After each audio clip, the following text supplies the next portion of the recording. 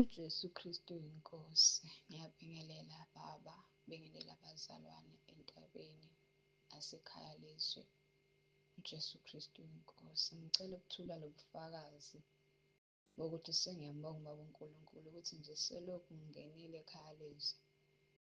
Esikhathini esijana nje ngifisa nami ukuthi nje ngibone ukuthi kuyasebenza yini ngempela. Bese sifune sithi uJesu Kristu inkosi. Sengibonile nami ukuthi hawu kuyiqiniso, kuyaphileka.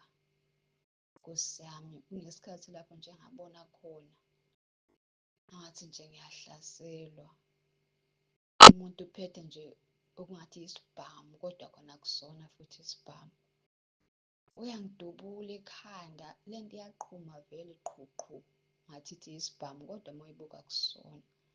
Angathi ngiyasho-ke ngaphakathi enhliziyweni yami ukuthi uJesu Kristu inkosi. Ngiyasaba phela nokuphimisela ngithi uJesu Kristu inkosi. Malokhu ngisho nje noma ngisholwa ngaphakathi, kodwa mayethi uyangidubula khona siyaqhuma kodwa singilimazi, siyaqhuma kodwa singilimazi, aze anqaphe yedwa acasuke lo muntu.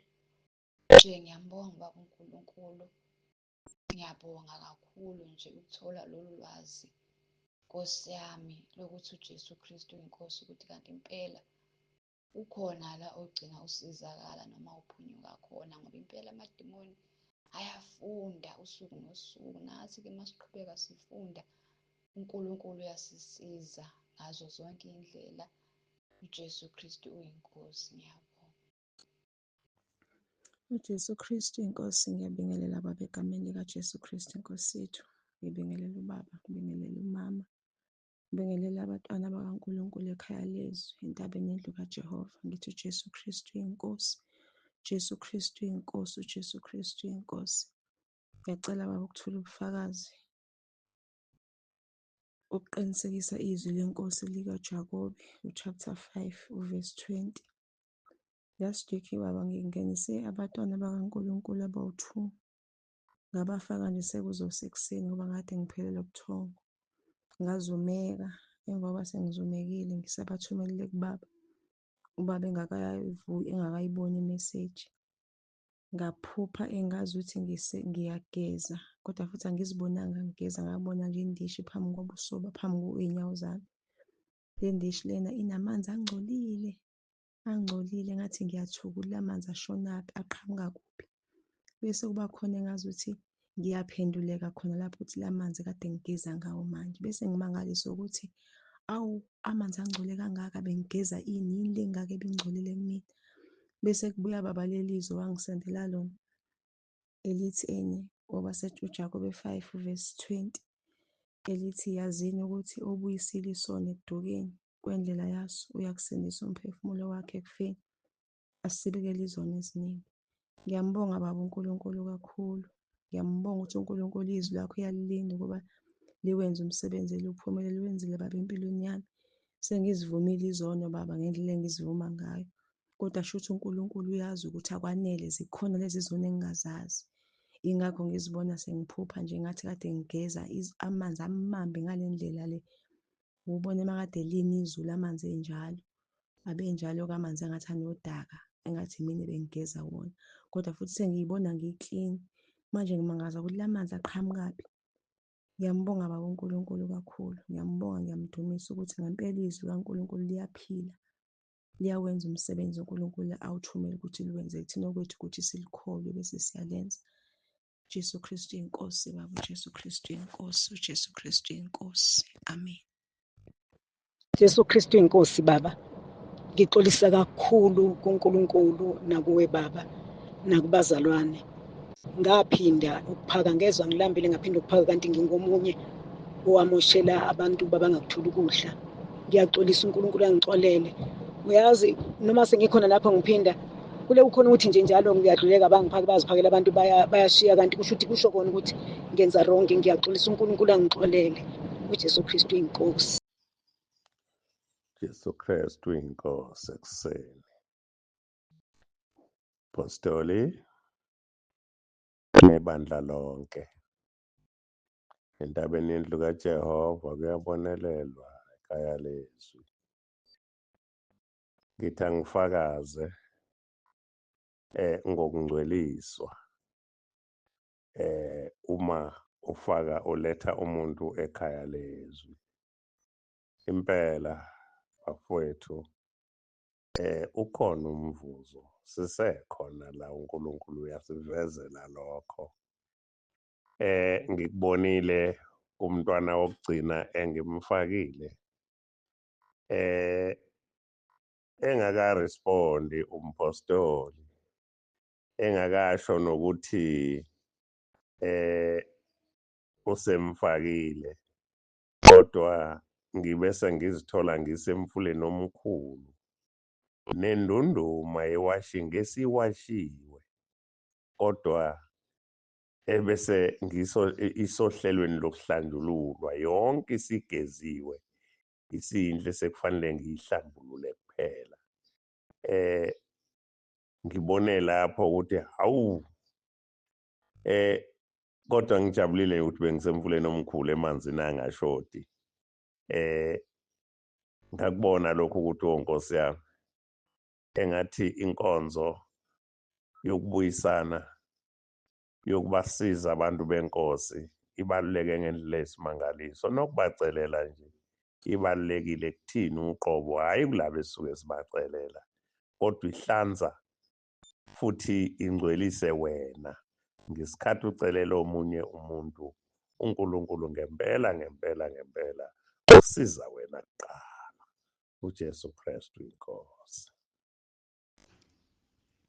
uJesu Kristu uyinkosi.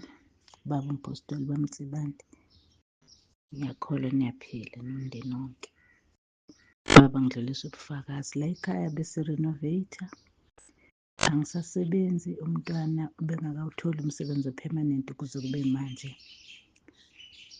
Ngavele ngathi kuye, sisi, ngicela namhlanje sikhuleke, sicela uNkulunkulu abe nathi, singene emkhosini ka-3 days, sikhulekele lokhu renovate.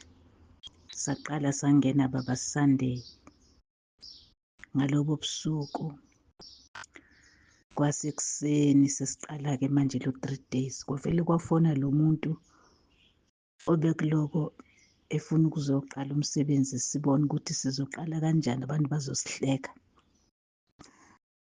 Wavele wafona-ke siqala nje umkhosi-ke ngakusasa, kade sicela kuNkulunkulu ukuthi angene nathi, ngoba ngakhumbula ukuthi ubaba umpostoli ethi asikhulekeni, sikhulekele umkhosi sizowuqala. Ungathatha baba leyo phethini yakho. Wavele wathi umuntu ufuna sihambe nisiyothenga imaterial ngoba usesekhaya ulimele. Hawu, ngangivele ngidoba indodakazi, wathi mama ikhona imali ewafu esesingamnika yona. Hhayi, savele sahamba. Kwavele baba kwakhona into ethi enhlizweni yami, uNkulunkulu sithe simtshela thina ngayizolo ukuthi inkosi ingena nathi kulo mkhosi, usiphe konke, sicela konke baba, imali sacela nje ukuzwana kithi sonke nabazokwakha sibe-team. uNkulunkulu asiphe imali, ukuphila nabo labantu baphile, basebenze ngokwethembeka. Baba, ungamangala kwenzeka njengoba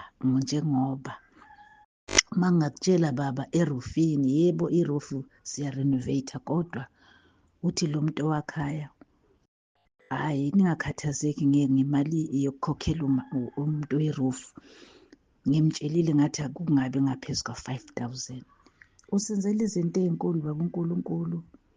Ngiyamangala, ngathi ekuseni ngathi Nkosi siyabonga, sengimfonela sasivele sihamba ngalo lelo langa.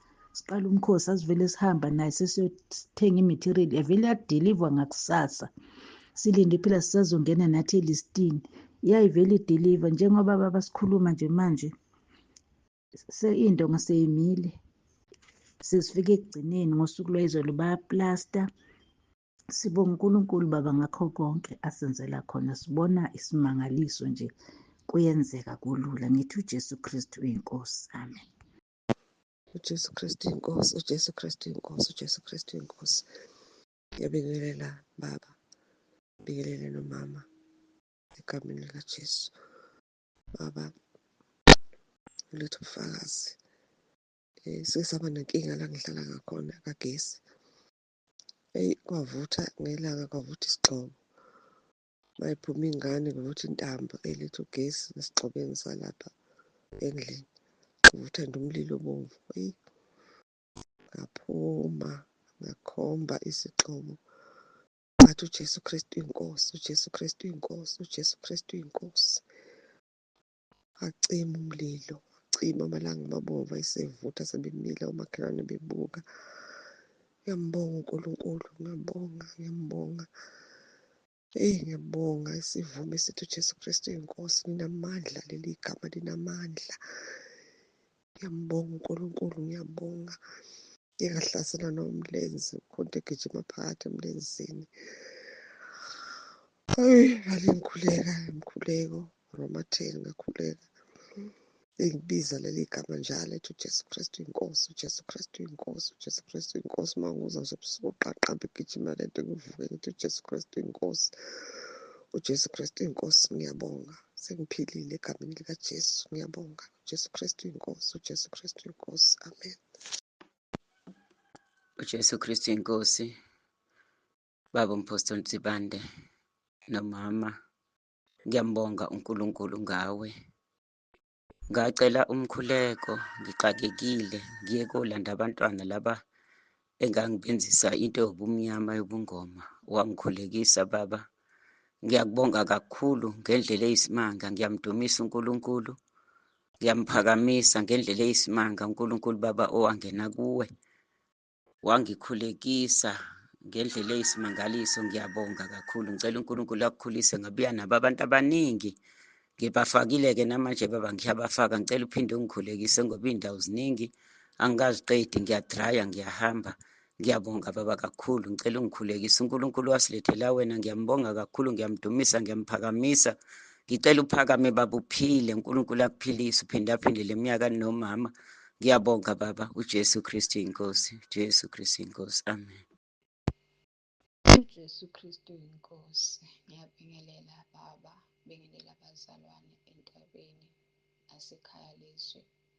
uJesu Kristu inkosi. Ngicela ukuthula lobufakazi bokuthi sengiyambonga Baba uNkulunkulu ukuthi nje selokhu ngingenile ekhaya lizwe.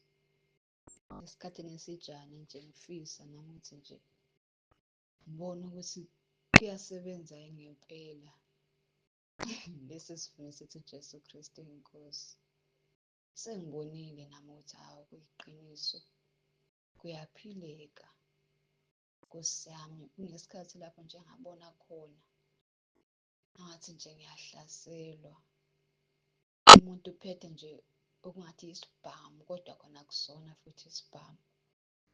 Uyangidubula ekhanda, lento iyaqhuma vele qhuqhu. Ngathi ithi isibhamu, kodwa uma uyibuka akusona. Angathi ngiyasho-ke ngaphakathi enhliziyweni yami ukuthi uJesu Kristu inkosi. Ngiyasaba phela nokuphimisela. Ngithi uJesu Kristu inkosi. Malokhu ngisho nje noma ngisholwa ngaphakathi.